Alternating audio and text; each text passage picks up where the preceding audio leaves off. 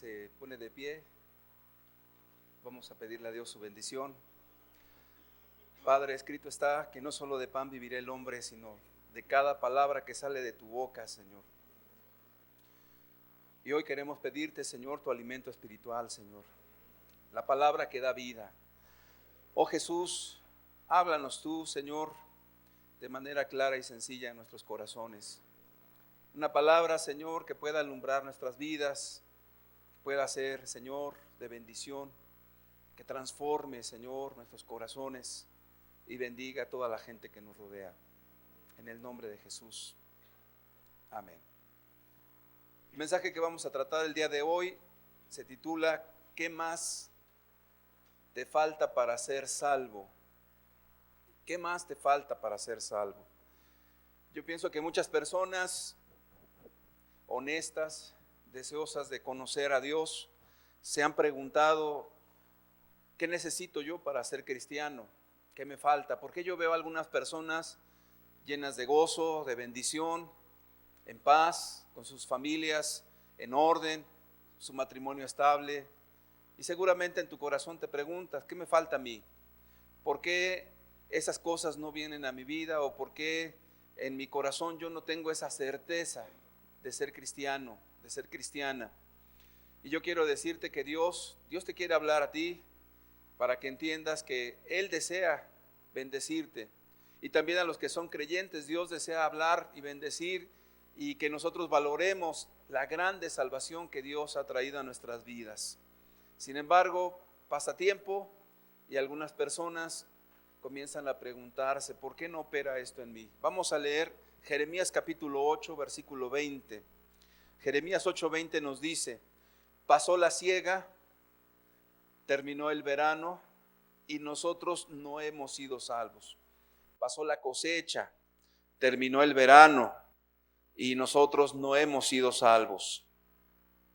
Muy bien, ¿de qué depende que una persona sea salva?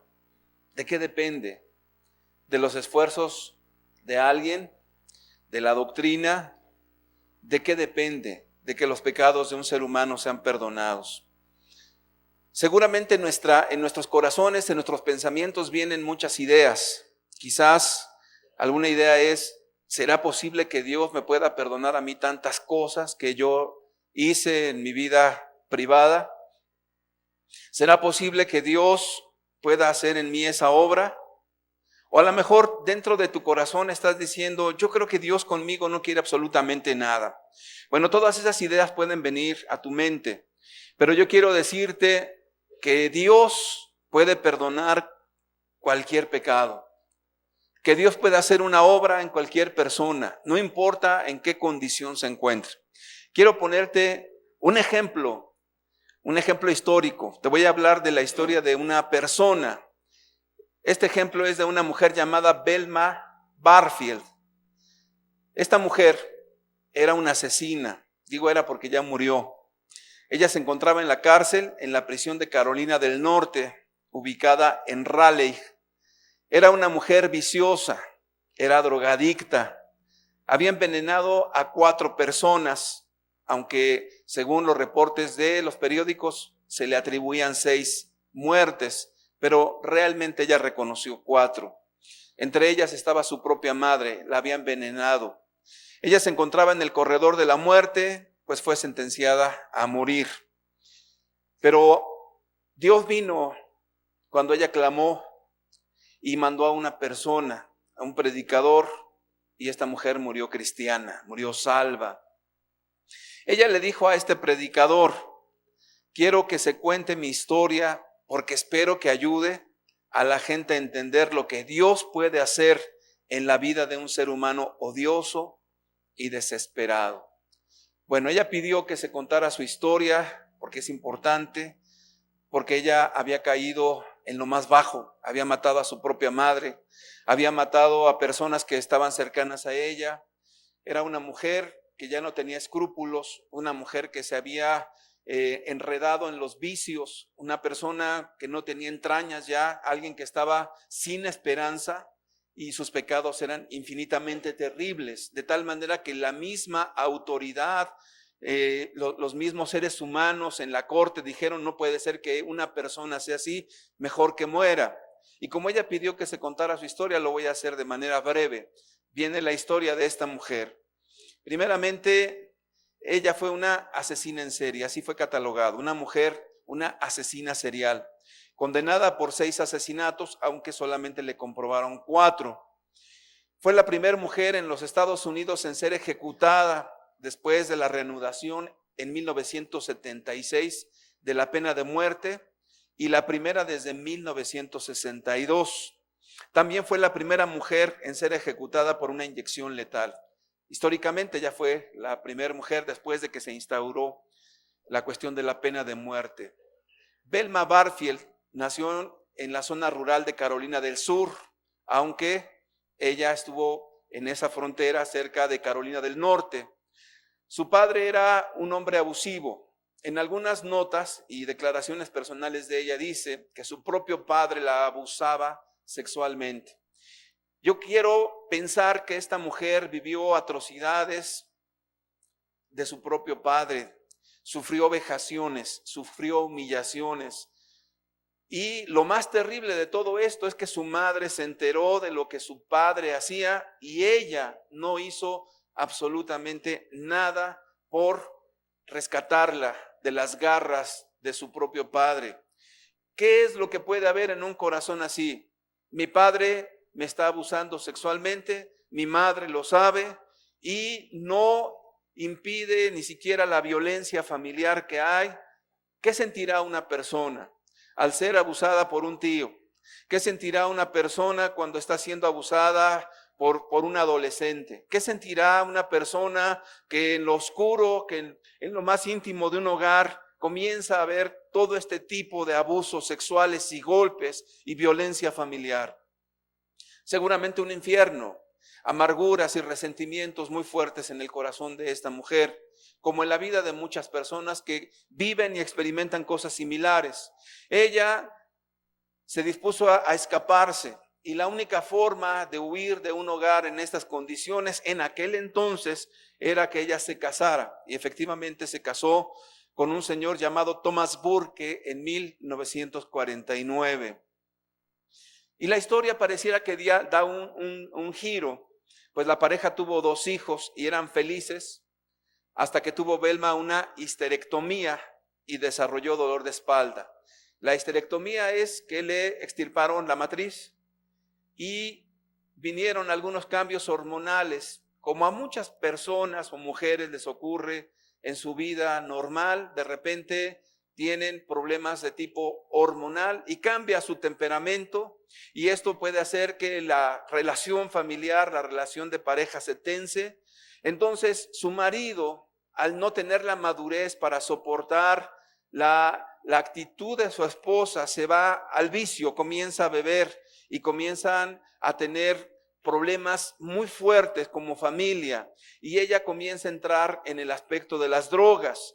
Déjame decirte que ella no entró a las drogas duras como la heroína o la morfina o la cocaína, sino más bien eran ansiolíticos, antidepresivos. Era una persona que, imagínate haber escapado de un hogar donde la estaban abusando sexualmente, donde había mucha violencia, pareciera que da un brinco a una vida diferente, y de repente ella comienza a tener cambios en su propio cuerpo, en su organismo, y comienza a tensionar la relación con su pareja. Su pareja comienza a beber y ella comienza a tener otra vez un ambiente muy tenso en su propia vida y comienza a drogarse con ansiolíticos, con antidepresivos.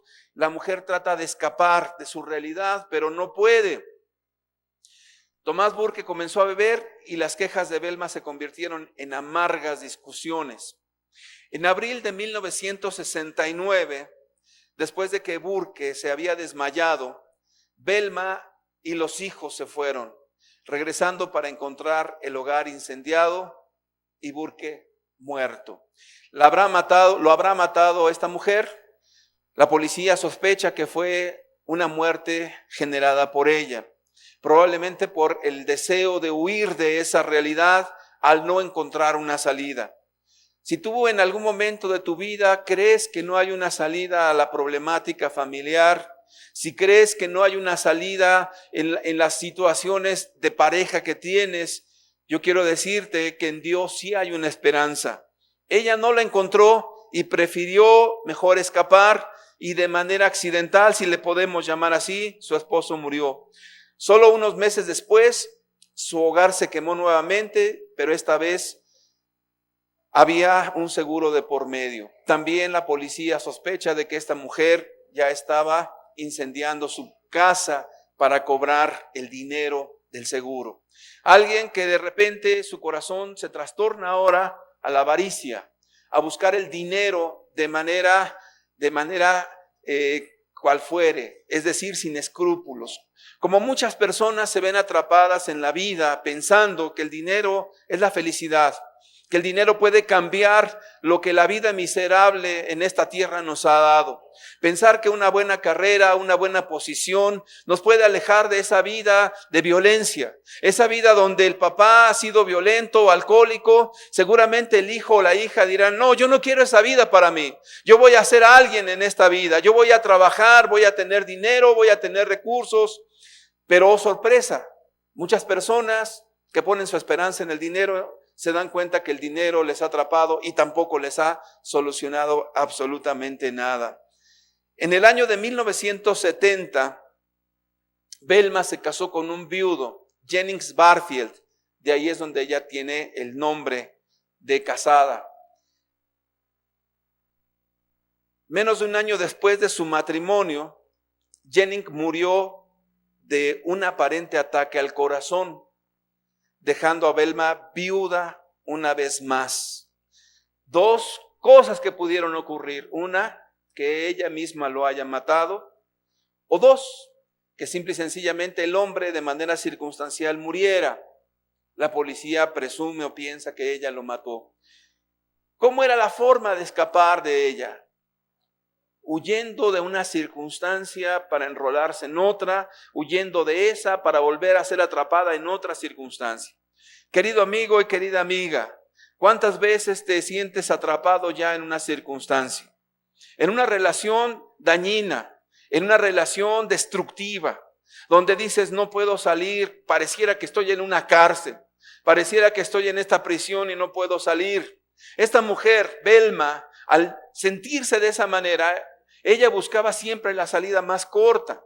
Puedo matar a la persona, puedo incendiar la casa, puedo hacer que este contexto donde viva desaparezca y huir y escapar y tratar de encontrar algo mejor, una vida donde no tenga esta presión, donde no tenga la violencia, donde no tenga esta situación que me está oprimiendo tanto. ¿Cuántos de nosotros nos hemos sentido alguna vez en la vida así? Ella siempre buscaba la manera más fácil. Según lo que dicen los reportes, Velma siempre negó haber asesinado a su esposo. Seguimos adelante en la vida de Velma. En 1974, la madre de Velma, Lillian Bullard, mostró síntomas de intensa diarrea, vómitos y náuseas, solo para recuperarse a los pocos días. Durante la temporada de Navidad del mismo año, Lillian experimentó la misma enfermedad como el año anterior, resultando en su muerte solo horas tras llegar al hospital. Vamos a hacer memoria de su vida. Aquí la policía y Velma reconoció que efectivamente ella mató a su madre. ¿Cuántos años habrán pasado ya? Ella tenía unas amarguras bastante fuertes contra su madre. Ella no la defendió de las garras de su padre. Su madre se hizo omisa a las situaciones que estaba viviendo ella. Ella supo de todos los abusos del padre, no hizo absolutamente nada.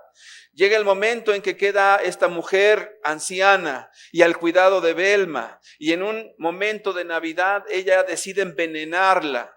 Querido amigo y querida amiga, las cadenas de la amargura no se quitan por los años, al contrario, se engrosan y se hacen más fuertes. Una persona que se amarga por lo que otro le hizo puede durante muchos años estar con la idea de querer matar o desearle el mal o dañar a la otra persona que te hizo mal. Y Si en tu corazón hay amargura, algún resentimiento o algo que te hayan hecho quien sea, seguramente ya has experimentado que los años no han cambiado esto. Que los años, lejos de quitar lo que hay en tu corazón, como que lo acentúa aún más. Y los recuerdos de lo que te hicieron vuelven a estar presentes como si te los volvieran a haber hecho en este momento. La amargura no se quita. La amargura es algo que está allí. Solamente Dios puede hacer ese milagro. Entonces, Velma tuvo la oportunidad ahora de matar a su propia madre y lo hizo. Seguimos adelante. En 1976, Velma comenzó a cuidar de los ancianos, trabajando para Montgomery y Dolly Edwards, dos ancianos. En el invierno de ese año, Montgomery se enfermó y murió. Un poco más de un mes de la muerte de su esposo, Dolly experimentó síntomas idénticos a la de la madre de Velma y pronto murió. Una muerte que Velma luego confesó. Seguimos adelante. En el año siguiente, en 1977, Velma tomó otro trabajo de cuidadora, esta vez de Record Lee, de 76 años, que se había roto una pierna. El 4 de junio de 1977, el esposo de Lee, John Henry, comenzó a experimentar dolores de trasiego en el estómago y el pecho, con vómitos y diarrea. Murió poco después y Velma luego confesó su asesinato. Otra víctima fue Stuart Taylor, el novio de Velma y un familiar de Dolly Edwards, temiendo que él descubriera que ella había estado falsificando cheques en su cuenta, mezcló veneno para ratas en su cerveza y té. Murió el 3 de febrero de 1978. Una autopsia encontró arsénico en el sistema de Taylor. Después de su arresto, el cuerpo de Jennings Barfield fue exhumado y se encontró rastros de arsénico. Es decir, que sí mató a su esposo. Un asesinato que Barfield había negado cometer. Pronto confesó el asesinato de Lillian Bullard. Jonathan Byrd es el nieto de Jennings Barfield y su primera esposa. Y ahí va a aparecer la foto de Velma Barfield. Como usted puede ver, no parece una asesina, ni una psicópata, ni una loca, sino una mujer calmada, tierna, tranquila, pero que dentro de su corazón, de su alma, estaban totalmente llena de amarguras, de odios, de resentimientos, de injusticias y de maldades y muchas cosas en las que ella las experimentó en su propia persona primeramente, pero después también ella las hizo a los demás. El pecado es algo terrible. El pecado es algo que te daña a ti, pero también daña a la gente que te rodea. El pecado no es un juego. No es algo bonito, no es algo de lo cual uno deba de sentirse orgulloso. El pecado te daña de manera inimaginable y va produciendo en ti heridas que tarde que temprano van a salir y van a dañar a tu prójimo. Cuando alguien peca, no piense, bueno, yo pequé y no pasa nada. No, la paga del pecado, dice la Escritura, es la muerte, pero también daña a la gente que te rodea. ¿Cuántas veces has querido salir de tus pecados y no has podido? ¿Cuántas veces tu anhelo es de ser libre?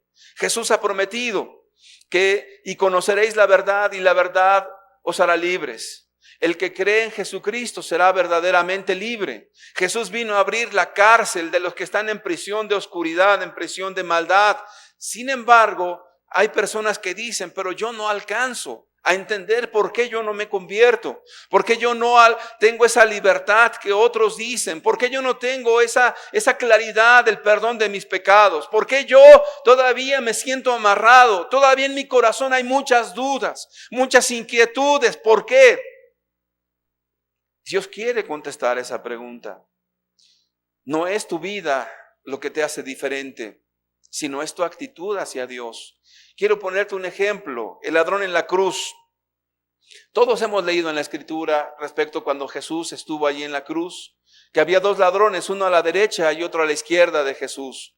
Uno le injuriaba diciendo: si eres hijo de Dios, sálvate a ti mismo y sálvanos a nosotros. En una actitud soberbia, retante: si eres Dios, si eres el Mesías, si eres quien dice ser, a ver, compruébamelo. Primeramente sálvate tú, ayúdate tú y luego ayúdame a mí. En otras palabras, el corazón y la visión de esta persona era solamente lo que puedo ver con mis ojos, lo que tú me tienes que demostrar a mí, Dios, entonces voy a creer. Esa actitud es incorrecta. La actitud de una persona ensoberbecida ante Dios jamás alcanzará el perdón de Cristo. ¿Por qué? Porque su actitud es incorrecta, no es humilde, no es alguien que está reconociendo su vida de maldad.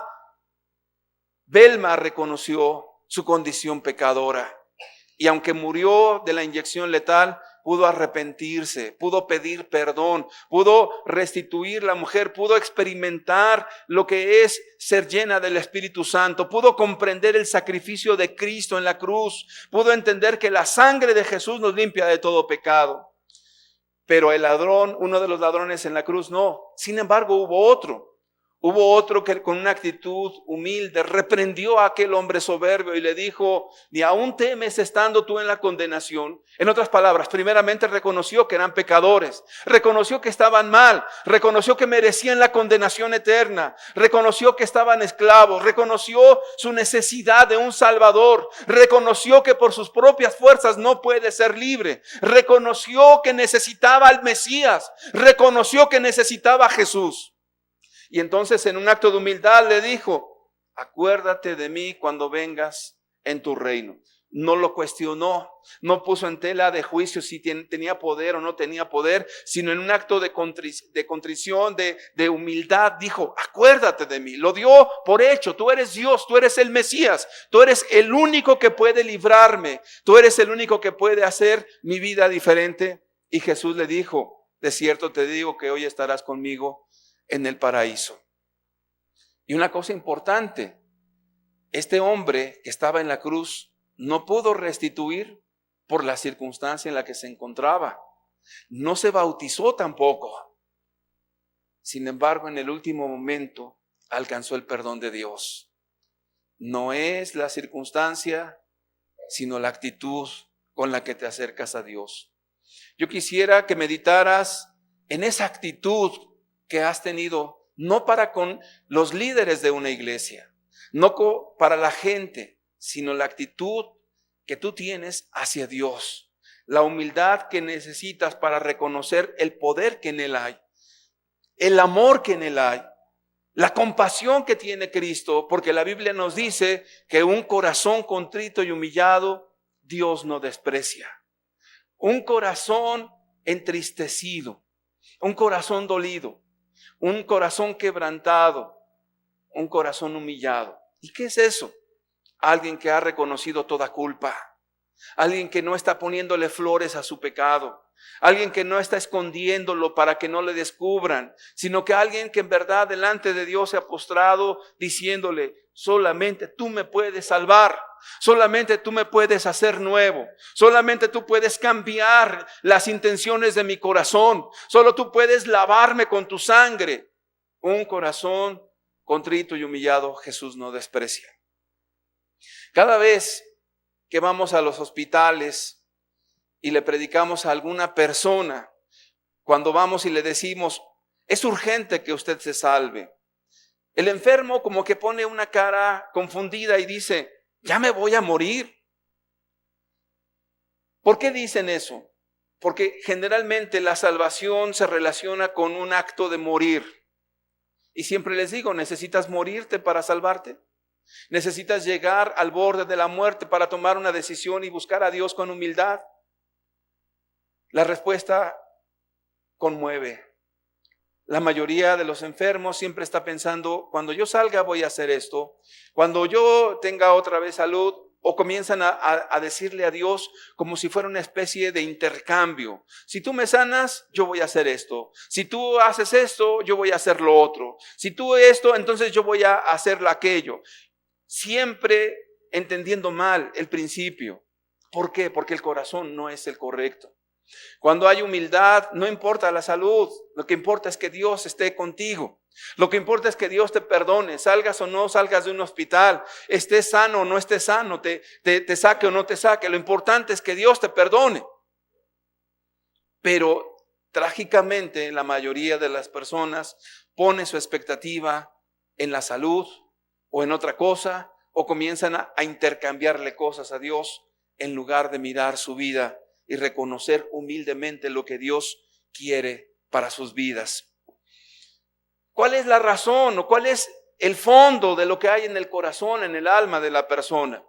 Amós capítulo 6, versículo 3 nos dice: oh vosotros, refiriéndose al pueblo de Dios y a toda la gente en general, que dilatáis el día malo y acercáis la silla de iniquidad. ¿Qué dice ese versículo?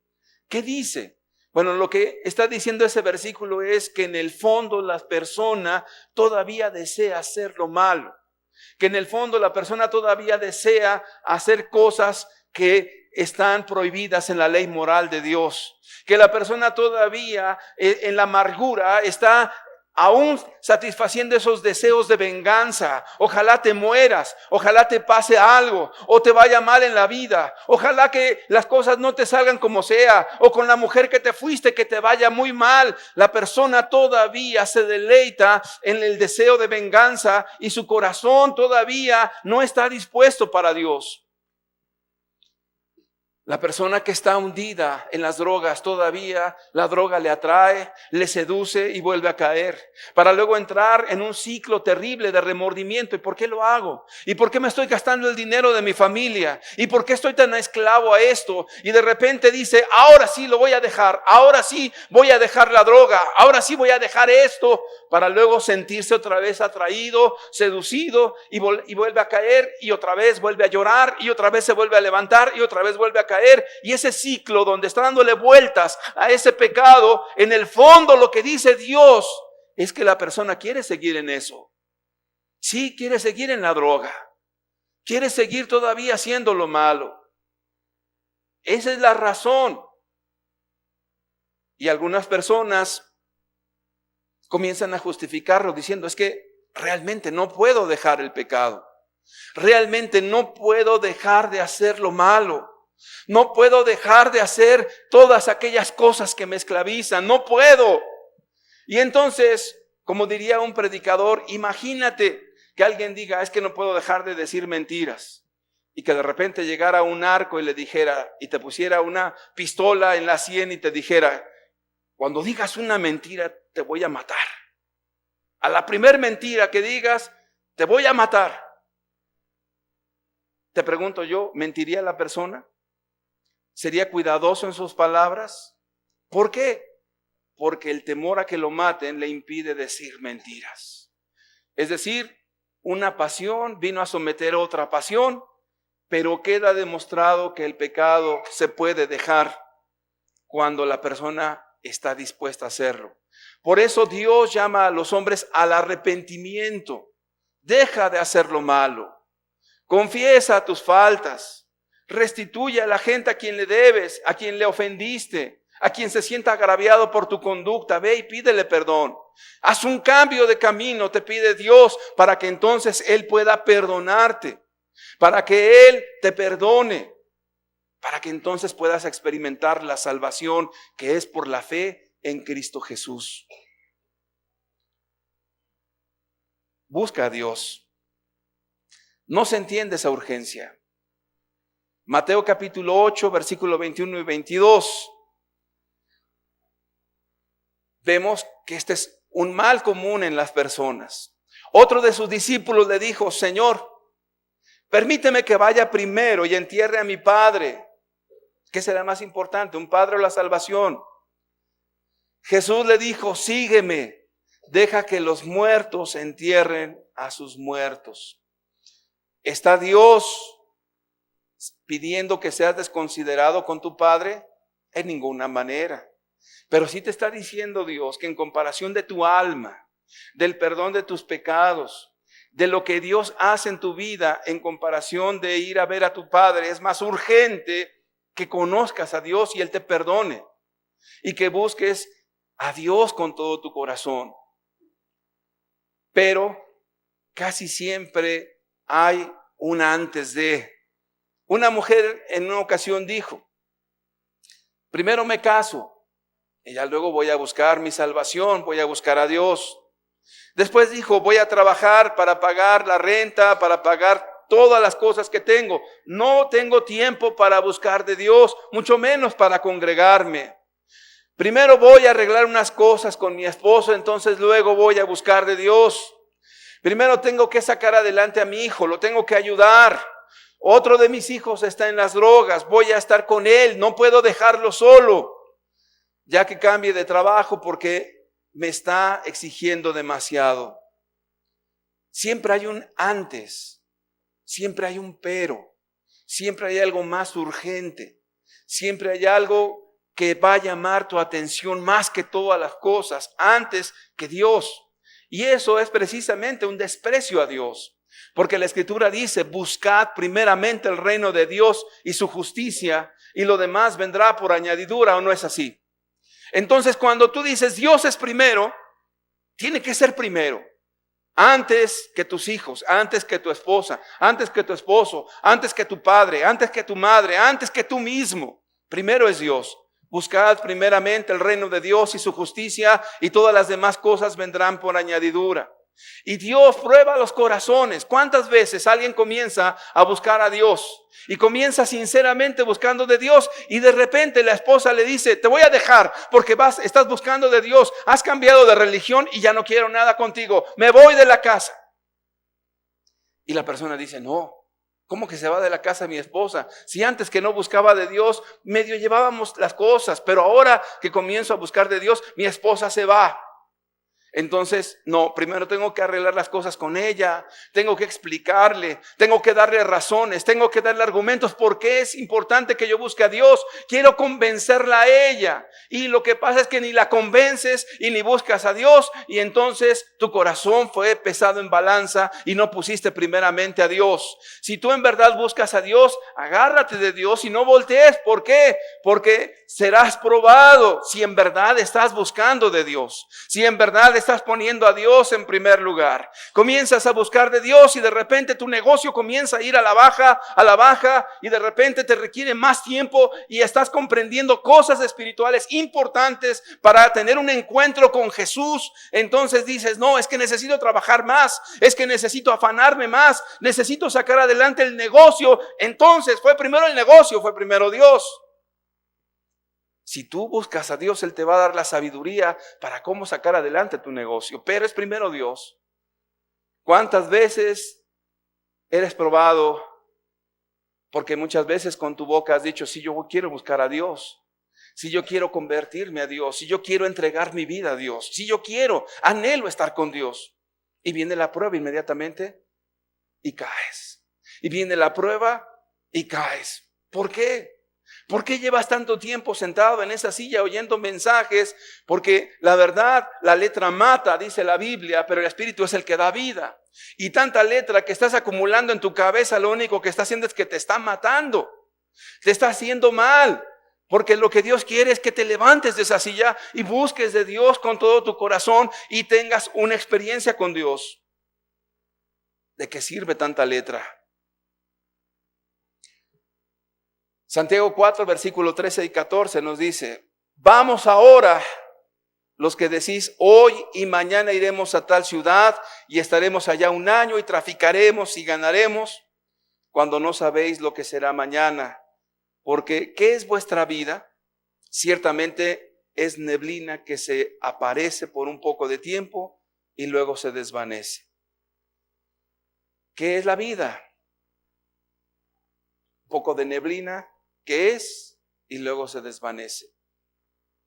Estaba leyendo una nota en la mañana muy interesante, que había un señor, no sé quién sea, quizás usted sepa un poco más que yo, que le decían la güera, que apiló, dicen que millones y millones de pesos o de dólares quizás, y que ahora el chofer de la viuda de él es el que ha engañado a esta mujer porque tiene algún problema mental, y él es el que se está dando la grande vida y ha estado despilfarrando y gastando todos los millones en autos lujosos, en mujeres, en viajes, en propiedades. Finalmente, todo lo que trabajó aquel hombre o lo ganó, lícita o ilícitamente, yo no lo sé, la otra persona lo disfrutó. Y todo lo que alguien guardó y cuidó, llega otro y no tiene ese cuidado. Qué trágica es la vida para muchas personas. A veces se convierte como en una trampa o en un engaño. Tantas cosas en las cuales has invertido tu tiempo y tus fuerzas. Tanta es tu forma de pensar en lo que vas a ganar, en lo que vas a hacer. Tanto es tus habilidades y tus capacidades para hacer tal o cual cosa. Pero tristemente esas capacidades no están enfocadas en estar bien con Dios, en arreglar tu vida con Dios, en estar delante de Él sin tacha. El poderle decir a Dios que es tu amigo y que Él te ha perdonado todos tus pecados. Que estás tan cercano a Él que no tienes duda porque Él mismo te ha dicho tus pecados han sido perdonados. Porque la Escritura nos dice que el Espíritu Santo da testimonio a nuestro espíritu que somos hijos de Dios. Hay una certeza en nosotros mismos por el Espíritu Santo. ¿Por qué? Porque la persona genuinamente se ha arrepentido, aunque el arrepentimiento no te salva, pero genuinamente se ha arrepentido porque Jesús vino a llamar a pecadores al arrepentimiento. Entonces Jesús, por la fe, te ha perdonado. Y hay una certeza en ello. ¿Cuántas veces la vida nos es como una trampa? Déjame platicarte otra historia. Un evangelista le dijo a un joven ingeniero: ¿cuánto invertiste de tu vida para ser ingeniero? Él contestó pensando un momento y dijo: 5 años como mínimo. Luego le pregunta el evangelista: ¿cuánto aspiras a ejercer tu carrera? Se queda pensando y dice: de menos unos 40 años. Luego le vuelve a preguntar el evangelista: ¿cuánto te has preparado para la eternidad? Se quedó callado. Si analizamos un poquito cuánto dedicamos en trabajar, y no es malo trabajar, hay que trabajar. ¿Cuánto dedicas a lo mejor a la televisión? ¿Cuánto dedicas en el internet? ¿Cuánto dedicas en relaciones superficiales? ¿Cuánto dedicas en estar perdiendo la vida, en amargarte con la mujer con la que vives en tu casa? ¿Cuánto tiempo inviertes en otras cosas? Y si Dios te preguntara: ¿y cuánto tiempo inviertes para buscarme y tener una experiencia real conmigo? ¿Cuánto tiempo en verdad pasas en la Escritura tratando de conocer a Jesús, a Dios? No por la religión, no por las predicaciones, sino por ti mismo, acercándote al Dios vivo y verdadero, diciéndole: quiero conocerte. Seguramente, en comparación de los otros tiempos, no es nada. El hombre se quedó callado. No se alcanza a entender la urgencia. Y eso es terrible. Es como una oscuridad. Es como algo que se pone en nuestros ojos y no nos deja mirar. No podemos ver más allá. Déjame ponerte otro ejemplo. El submarino Squalus y su tripulación yacían inmóviles en el fondo del Océano Atlántico.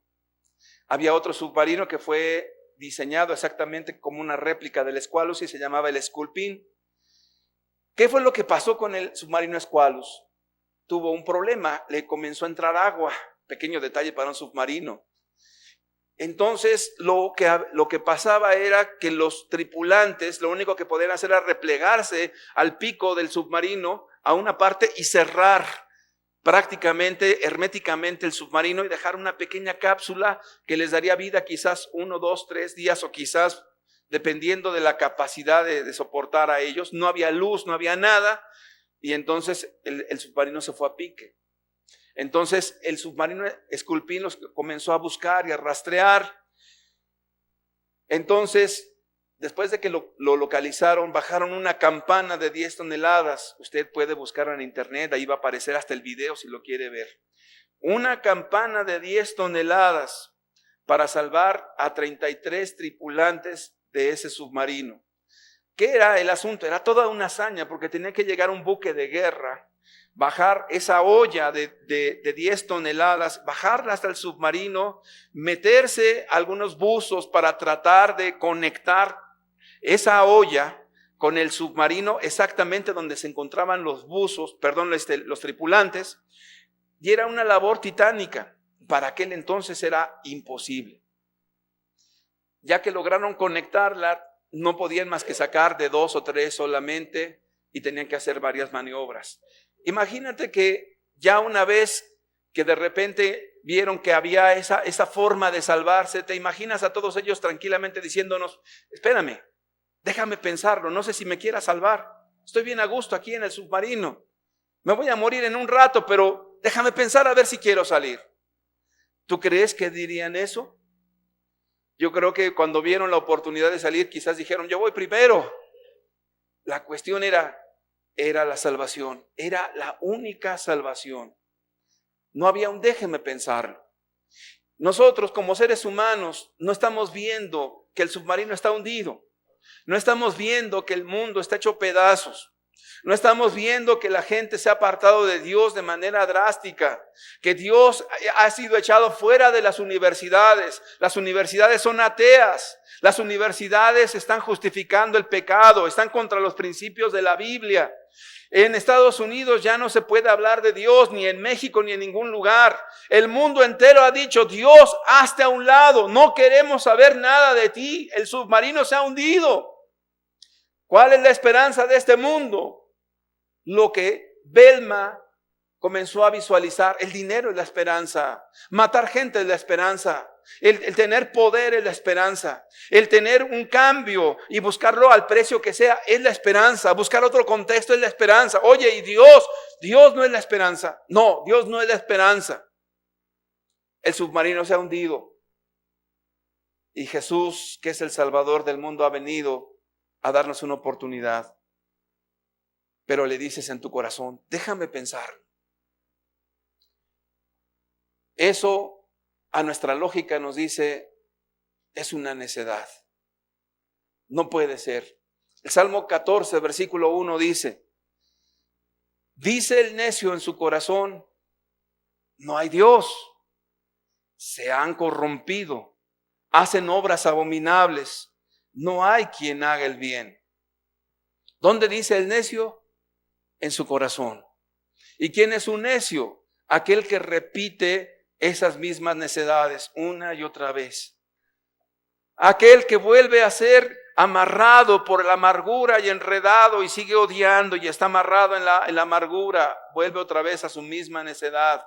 Aquel que está en el internet o haciendo cualquier otra cosa que es contraria a los principios de Dios y vuelve a lo mismo, dañando su relación matrimonial, dañando la relación con los hijos. Aquel que vuelve a la droga, dañándose a sí mismo y dañando a los demás y corrompiendo a los demás. La necedad, dice el necio en su corazón: no hay Dios. No hay Dios. Y sabes, como Dios ve el corazón de las personas, eso impide la obra del Espíritu Santo en los corazones. Sofonías capítulo 1, verso 12 dice: acontecerá en aquel tiempo que yo escudriñaré a Jerusalén con linterna y castigaré a los hombres que reposan tranquilos como el vino asentado, los cuales dicen en su corazón: Jehová ni hará bien ni hará mal. Jehová ni hará bien ni hará mal. ¿Y qué es eso de que Dios iba a escudriñar con linterna los pecados de Israel? Primeramente, para que haya una linterna es que hay oscuridad, hay tinieblas. Entonces, cuando una persona está en tinieblas, quiere permanecer en tinieblas. Juan 3, 17, 18, 19 en adelante dice que la luz vino al mundo, pero los hombres amaron más las tinieblas que la luz, porque sus obras eran malas. Y no vinieron a la luz para que sus obras no fueran ¿qué? No fueran reprendidas. La actitud de una persona que no quiere buscar a Dios es esconder su falta, es encubrirla, es tratar de maquillar esa falta, es tratar de esconderse, es tratar de huir. Y entonces Dios dijo que iba a escudriñar con lámpara los pecados de Israel. Es decir, que Dios que es la luz, viene a tu vida y comienza a escudriñar tu vida hasta lo más hondo, tus intenciones, el por qué estás buscando, el por qué vienes a la reunión, el por qué haces las cosas, el por qué estás haciendo algunos cambios en tu familia, todo lo está escudriñando Dios con linterna, de tal manera que todo lo que es impuro no pasa. Para nuestros ojos hay cosas que en apariencia son buenas. Imagínate a un narcotraficante que diga, yo voy a dar millones para que haya hospitales, o voy a dar millones para que haya orfanatos. Te pregunto, ¿verá Dios como buenas acciones, como cosas buenas eso? Puede ser una labor social buena, pero delante de Dios es asqueroso. Porque con el dinero con el que matan y envenenan a otros, están tratando de lavar su propia conciencia o tratando de lavar el dinero y teniendo intenciones equivocadas. Y Dios reprueba eso. Por eso la Escritura dice que lo que los hombres tienen por alto, por sublime, por bueno, ante los ojos de Dios es asqueroso, es abominable. En otras palabras, Dios escudriña con linterna. Todo lo que tú haces y todo lo que tú vives, Dios lo ve a la luz de su palabra. Entonces ninguna cosa pasa. Cuando alguien pasa al altar, dice que arrepentirse y está ahí llorando, está en la actitud de llorar, pero no quiere dejar al amante, porque después va y regresa con esa mujer o con ese hombre, o está llorando, pero no quiere regresar lo que se robó. La persona está engañándose a sí misma y está llorando. La persona está delante de Dios diciéndole sí quiero, pero en su corazón guardando resentimientos y odios contra la gente y teniendo todavía el recuerdo de lo que le hicieron hace tantos años, y lo saca a colación y lo vuelve a vivir y lo vuelve a vivir. Pero delante de Dios no está arrepentida la persona. Dios iba a escudriñar con linterna cada pensamiento, cada intención, los corazones de las personas. No te puedes engañar, no puedes engañar a Dios. Así como si tuvieras un lugar blanco completamente y fuera caminar una cucaracha allí, y en la luz no puede pasar desapercibida ninguna intención delante de Dios. No puede pasar delante de Dios nada que no sea manifiesto delante de Él. Por eso viene el rechazo inmediatamente, porque la intención está torcida, porque la intención es mala, porque el pecado es guardado, porque el pecado es ocultado, es transformado, es camuflajeado para que parezca que es virtuoso, y siempre argumentando, no, es que yo sí estoy bien porque ya hablé con la persona, pero yo en mi corazón sigo sintiendo cosas feas contra él o contra ella. No, sí, yo busco de Dios y levanto mis manos, pero todavía no puedo perdonar lo que me han hecho. Entonces estás en esa condición de oscuridad. ¿Cómo puedes acercarte a Dios? Dios escudriña con linterna y ve las intenciones de los corazones. Pero Dios quiere y te atrae. Pero no hay maneras torcidas de buscar a Dios. Jesús dijo, entrad por la puerta angosta, porque el camino que lleva a la perdición es ancho y espacioso, y muchos entran por él. Éxodo 5:2 dice, y Faraón respondió, ¿quién es Jehová para que yo oiga su voz y deje ir a Israel? Yo no conozco a Jehová, ni tampoco dejaré ir a Israel. ¿Qué representa esa actitud? La actitud real de un impío, la actitud real de un pecador, de una persona que no quiere arrepentirse ni buscar de Dios, que sigue autoengañándose y endureciéndose cada vez más. Algunas características del impío. El impío se alaba a sí mismo por su propio esfuerzo. Se alaba porque él logra y vive sus deleites. Se alaba porque es una persona egoísta. Se alaba porque él puede vivir sin Dios y disfrutar de esta vida sin necesidad de él. Se alaba porque es una persona culta. Se alaba porque es una persona que tiene argumentos. Se alaba porque es una persona que sabe dar palabras para ocultar sus faltas y ponerle flores. Se alaba el impío por lo que logra. Se alaba porque puede hacer tantas cosas sin Dios. Pero fíjate cómo algunos ateos al final, en el mismo lecho de muerte, claman delante de Dios en una condición de miseria. Muerte de algunos ateos. Después de la terrible escena de la muerte de Voltaire, su enfermera dijo, no podría tener cuidado de otro infiel en el momento de su muerte, ni por todas las riquezas de Europa.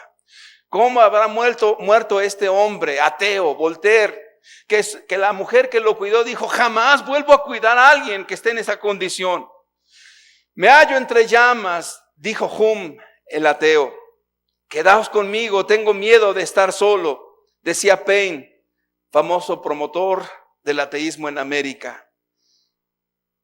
Cuando uno está sano, cuando uno está fuerte, cuando uno está bien, podemos retar a Dios, podemos retar la vida, podemos hacer obras temerarias, podemos hacer muchas cosas. Pero cuando estamos en la condición de miseria, al borde de la muerte, sin fuerzas, agotados, en una condición de estar en una tortura mental, donde sabemos que nuestras obras han sido completamente podridas, donde sabemos que nuestra vida ha sido inútil y vana, donde entendemos que fuimos solamente egoístas viviendo para uno mismo, donde estamos en esa vida ya agotándose poco a poco como una vela que se va completamente agotando, es cuando entendemos ¿y qué es de mi vida? ¿Y qué es de lo que yo he sido? ¿Y qué es lo que yo he vivido? ¿Existirá Dios? Y si existe Dios, entonces hay una eternidad. Y si hay una eternidad, ¿a dónde voy a ir? ¿Al cielo o al infierno? Y si hay esa eternidad, ¿dónde irá mi familia? ¿Y qué va a ser de mi esposa? ¿Y qué va a ser de mis hijos? ¿Y qué va a ser de la gente que me rodea? Esas cosas no podemos evitarlas al final. Pero cuando somos jóvenes, podemos desafiar la misma muerte. Pero cuando se está en una condición de miseria, cuando estás en un estado vegetal, cuando te han descubierto que tienes cáncer, cuando tienes una enfermedad incurable y te va desgastando poco a poco, cuando se ha acabado el dinero en el que tanto confiabas, cuando la expectativa de la pareja en la cual pusiste tus esperanzas te traicionó, cuando todo se vino abajo y se derrumbó, y no quedó absolutamente nada. ¿Qué pueda quedar de todo esto? Como seres humanos no nos queda nada. Pero Dios es eterno. Dios es eterno. Dicen algunas personas, yo sí busco a Dios. Yo sí busco a Dios. ¿No ve que vengo todos los domingos? Yo sí busco a Dios. El problema no es si viene la persona domingo a domingo. Los musulmanes rezan, los budistas también hacen actos religiosos. En la India hay miles de dioses.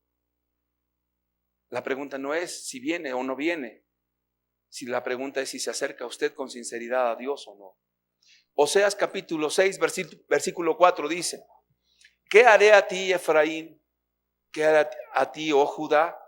La piedad vuestra es como nube de la mañana y como el rocío de la madrugada, ¿qué? Que se desvanece. ¿Cómo compara Dios la piedad de las personas no sinceras? Como el rocío de la mañana. Usted ve el pasto y está mojado y lo puede tocar y se moja la mano, pero tan pronto sale el sol, vuelve a tocar el pasto, está seco. Quiere decir que la piedad de aquellas personas no sinceras es así, momentánea, de meses, de momentos, de chispazos, de días o de años quizás, pero después vuelven atrás y no se aferran a Dios con todo su corazón. Y esto es una realidad para muchas personas que ponen sus manos en el arado y siempre están volteando hacia atrás. Te voy a poner un ejemplo. John Lennon, quizás pocos de ustedes supieron que John Lennon se hizo cristiano. Al igual que hoy todo mundo es cristiano, no sé si se está dando cuenta. Los artistas son cristianos, los cantantes son cristianos, las mujeres cristianas las mujeres cantantes vanidosas y que están enseñando su cuerpo y que están enseñando a las mujeres la sensualidad y que están corrompiendo con sus malas acciones a los demás, dicen ser cristianas y ser cristianos. Y eso confunde mucho porque dicen, fíjate que fulano de tal es cristiano, fíjate que el cantante fulano de tal es cristiano, fíjate que aquella mujer que trabaja en tal cosa y hace cosas indecentes es cristiana, fíjate que tal persona es cristiana, todo el mundo es cristiano ahora. Ojalá que así fuera, ¿verdad? John Lennon dijo ser cristiano también en algún momento de su vida. ¿De dónde sacamos esta información? Vamos a verla. 2 libros afirman que John Lennon fue cristiano, nacido de nuevo en el año de 1970. Aunque llevaba la vida de un recluso en el edificio de Dakota de Nueva York, Lennon se volvió un ávido televidente y lector de evangelistas estadounidenses de televisión, y en algún momento, en el año de 1977, declaró que era salvo. Robert Rosen, Los días finales de John Lennon, es un libro publicado por Soft School Press, cita a Billy Graham como la influencia principal, mientras que Geoffrey Giuliano, en Lennon en América, publicado por Cooper Square Press, menciona tanto a Graham como a Pat Robertson. Ambos concuerdan en que fue corto el periodo durante el cual Lennon salpicaba su conversación cotidiana con "alabado sea el Señor, gracias Jesús". Giuliano dice que fue un asunto de meses. Rosen sugiere que duró más o menos 2 semanas. Tanto si fuera uno o lo otro, ¿qué fue eso? Un engaño. ¿Qué haré a ti, oh Efraín? Que vuestra piedad es como el rocío de la mañana, que cuando viene el sol calienta ya no está, viene la prueba, ya no eres cristiano, viene el momento de dificultad, ya no estás con Cristo. La Escritura dice completamente lo contrario. Lucas 8, versículo 15 dice: mas la que cayó en buena tierra, estos son los que con corazón bueno y recto retienen la palabra oída y dan fruto con perseverancia, con constancia, con permanencia. Porque Dios nos da el poder para hacer todo esto. La historia del joven rico, usted la sabe. Vino corriendo, ¿y qué voy a hacer para ser salvo? Ya la historia la hemos platicado muchas veces. No la quiero volver a repetir. Lo que sí es esto: la persona impía o aquel que no quiere amar a Dios, no quiere oírlo. Y cuando digo no quiere oírlo, me estoy refiriendo no a que esté sordo, sino que no está dispuesto a poner por obra lo que está oyendo. Y en su corazón siempre hay una crítica o una forma más inteligente de interpretar lo que dice. Pareciera que tiene una pugna con el predicador. Ya se equivocó en eso. Mira, lo que dice de la Biblia como que no me checa, no me cuadra. Está bien. Señor o señora, lea la Biblia por usted mismo y vívala. Quite a todos los hombres, todos los comentarios. Sumérjase en las Sagradas Escrituras y ame a Dios con todo su corazón, alma, mente y fuerzas. Y verá usted el poder de Dios en su vida. ¿Los hombres son torpes? Sí, somos muy torpes. No tenemos mucha claridad en cosas. Es cierto. Quite todo lo del hombre y deje la palabra de Dios. El impío no quiere oír a Dios. Quiero ponerte un ejemplo sencillo. El entomólogo, ¿qué es un entomólogo? Es uno que estudia la vida de los insectos. Escuchó un grillo en medio del bullicio. Tiró una moneda y otros escucharon. Y luego dice: usted oye lo que quiere oír. En otras palabras, cuando iba caminando ese hombre y empezó en medio del bullicio a oír a un grillo, el otro le preguntó: oye, ¿cómo puedes oír un grillo entre tanto bullicio? Entonces dijo: no, es que cada quien oye lo que quiere oír. Entonces sacó una moneda y voltearon. ¿Por qué? Porque cada quien oye lo que quiere oír. Porque donde está tu tesoro, ahí está tu corazón. Al empresario, dile que va a haber negocio y ahí lo tienes. A los jóvenes que les gusta la fiesta, ahí van a estar unas nenas muy hermosas. ¿Dónde? ¿Cuándo? ¿A qué horas? ¿En la casa de quién o en dónde? Oigan, invítenme, ¿no? ¿Dónde va a ser? Cada quien oye lo que quiere oír, porque donde está tu tesoro, ahí está tu corazón. Entonces Dios nos dice no quieres oírme. Esa es la realidad. Hebreos capítulo 3, versículo 8 y 10 dice: no endurezcáis vuestros corazones, como en la provocación en el día de la tentación en el desierto, donde me tentaron vuestros padres, me probaron y vieron mis obras solamente 40 años. ¿Qué te parece? A causa de lo cual me disgusté contra esa generación y dije: siempre andan vagando en su corazón y no han conocido mis caminos. Dios te está llamando. Joven, Dios te está llamando. Padre, Dios te está llamando. Madre, Dios te está llamando. Hijo, Dios te está llamando. Quiero terminar este estudio, Proverbios 1, versículo 24 al 33. Aquí habla Dios. Por cuanto llamé, no quisisteis oír. Fíjate, no dice no entendiste. Fíjate que el predicador era muy malo al explicar. Y no quisisteis oír. Extendí mi mano y no hubo quien atendiese, sino que desechasteis todo consejo mío. ¿Consejo de quién?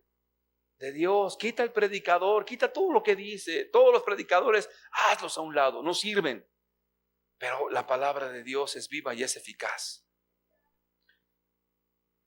Sino que desechasteis todo consejo mío y mi reprensión, la Biblia, no quisisteis. Luego dice: también yo me reiré en vuestra calamidad y me burlaré cuando os viniere lo que teméis. Cuando viniere como una destrucción lo que teméis y vuestra calamidad llegare como un torbellino. Cuando sobre vosotros viniere tribulación y angustia, entonces me llamarán y no responderé. Me buscarán de mañana y no me hallarán, por cuanto aborrecieron la sabiduría y no escogieron el temor de Jehová, ni quisieron mi consejo y menospreciaron toda reprensión mía. Comerán el fruto de su camino y serán hastiados de sus propios consejos. Aquí estaba Velma Barfield. Aquí estaba ella. Verso 32, porque el desvío de los ignorantes los matará y la prosperidad de los necios los echará a perder. Pero Velma también oyó el versículo 33 y alcanzó el perdón de Dios. Mas el que me oyere habitará confiadamente y vivirá tranquilo sin temor del mal. ¿Qué quiere Dios para ti? El bien. ¿Qué quiere Dios para mí? El bien. ¿Qué decida cada uno de nosotros? Ese es otro asunto. Quiero pedirle que cierre sus ojos.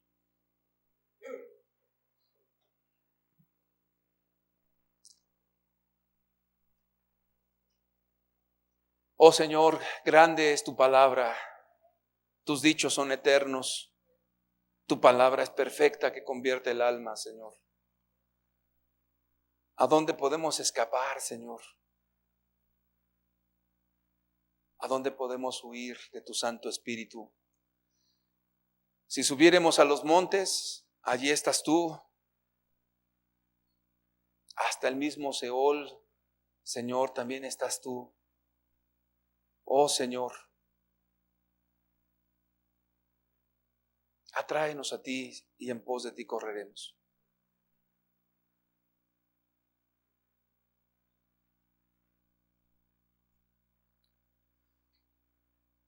Oh Señor, que tu palabra no vuelva vacía, Señor. Que tu palabra dé abundante fruto en nuestros corazones, Señor. Porque tú eres el que hace libres a las personas. Por tu palabra fueron hechos los cielos y la tierra. Y por tu palabra subsisten, Señor. Por tu palabra fue constituido el universo, Señor. Y por tu palabra serán transformados nuestros corazones, Señor. Oh Señor, para ser fiel no a una denominación, a una religión muerta, Señor, sino para amar y a servirte a ti, Señor, solamente a ti. Oh Jesús, quita toda incredulidad de los corazones, Señor. Que todo lo que yo no pude expresar en palabras, tu Santo Espíritu venga y lo revele, Señor. Oh Dios, ven a quitar toda esclavitud. Escombros de muchas generaciones, quítala, Señor. Esclavitudes, todo pecado, toda maldad, por el poder de tu palabra y el Espíritu Santo. Confía en Dios. Lo que para los hombres es imposible, para Dios es perfectamente posible. ¿Por qué vivir en la opresión del pecado? ¿Por qué vivir en la esclavitud si Jesús murió en la cruz? ¿Por qué estar atormentado en la conciencia si Jesús nos hizo libres? Si Jesús pagó el precio.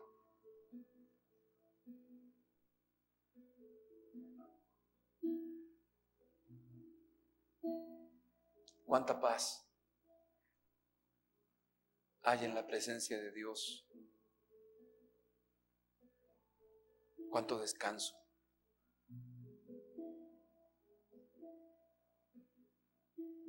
¿Cuánta bendición tiene Dios para ti? ¿Cómo quiere Dios que tú vengas a Él?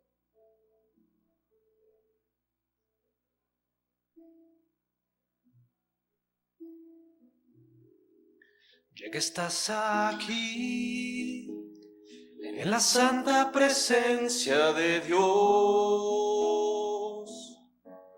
cuídate de partir sin su mensaje en tu corazón. No te dejes mentir por el diablo y su razón, porque solo hay un evangelio y solo hay un Cristo Salvador. Ya que estás aquí en la santa presencia de Dios, cuídate de partir sin su mensaje en tu corazón. No te dejes mentir por el diablo y su razón, porque solo hay un evangelio y solo hay un Cristo Salvador.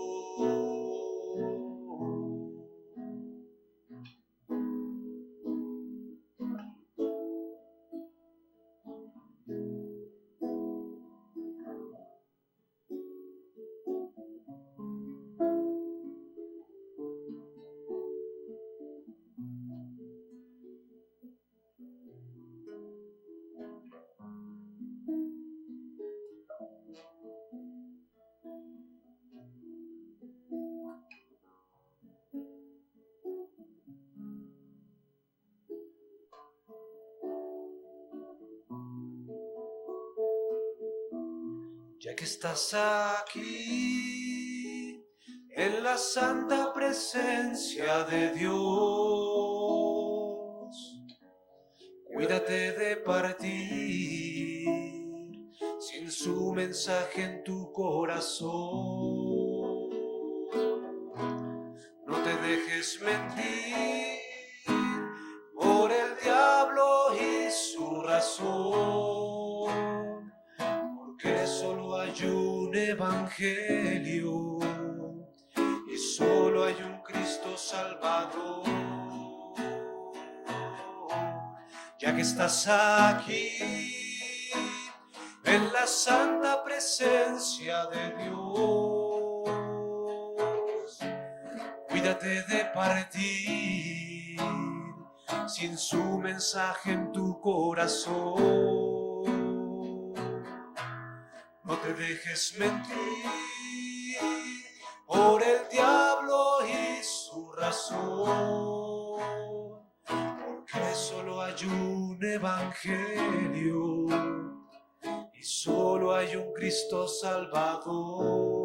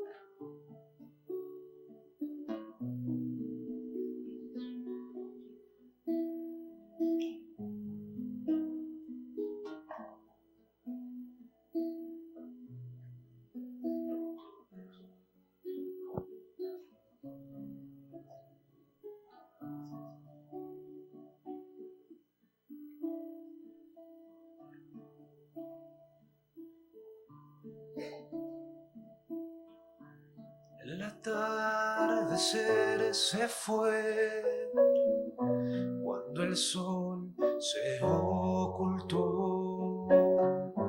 De regreso va el pastor, sus ovejas va a guardar, pero al llegar al redil, sus ovejas él contó, como una le faltó, la salió a buscar. ¿Dónde estás? ¿Dónde vas? Ven a mí. ¿Dónde estás? ¿Dónde estás? ¿Dónde vas? Ven a mí. ¿Dónde estás?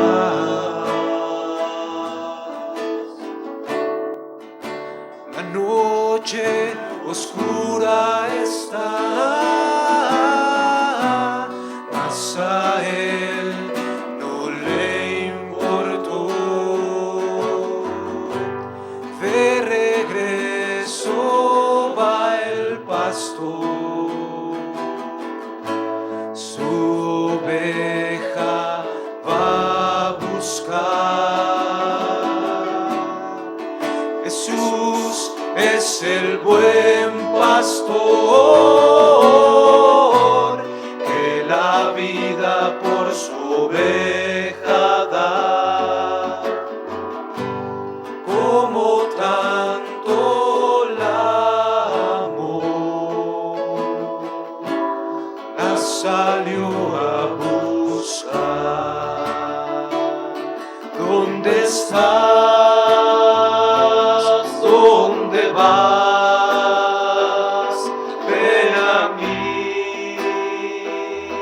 ¿Dónde estás? ¿Dónde estás? ¿Dónde vas? Ven a mí. ¿Dónde estás?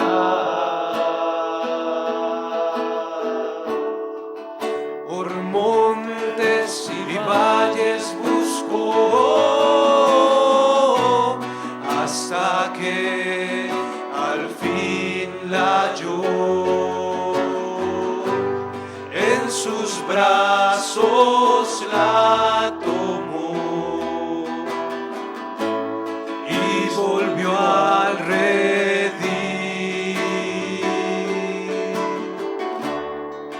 Jesús hoy te busca a ti, quiere darte salvación. En la cruz murió por ti y hoy te dice así: ¿dónde estás? ¿Dónde vas? Ven a mí. ¿Dónde estás? ¿Dónde estás? ¿Dónde vas? Ven a mí. ¿Dónde estás?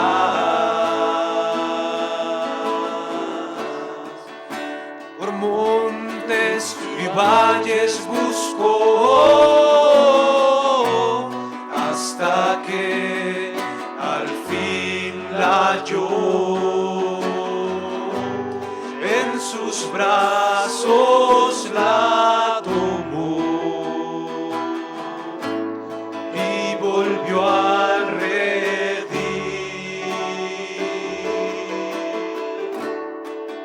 Jesús hoy te busca a ti,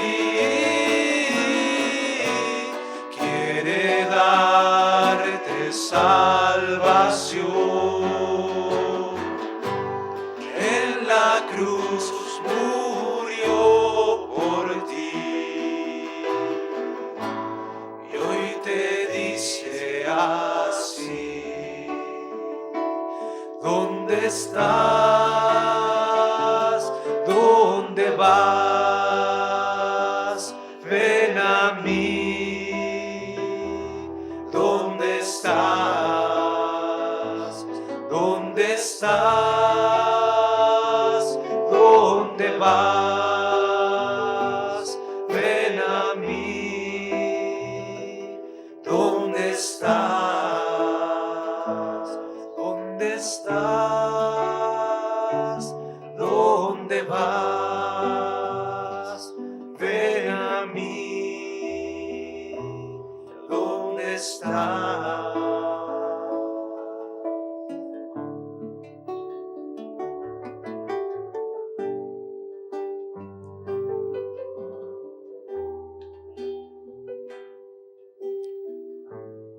Corazón contrito y humillado, Dios no desprecia.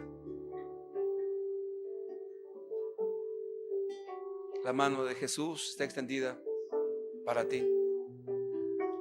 No importa quién seas, no importa qué hayas hecho, no importa cuál sea tu condición, la mano de Jesús está extendida para ti.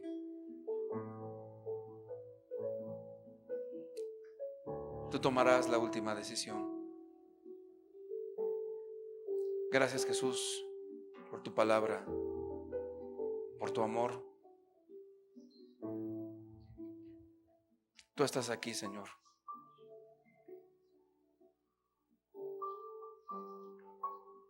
Bendito seas.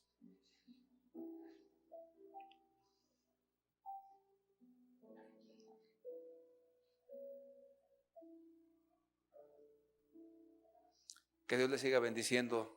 Esperamos el próximo domingo a las 11 de la mañana.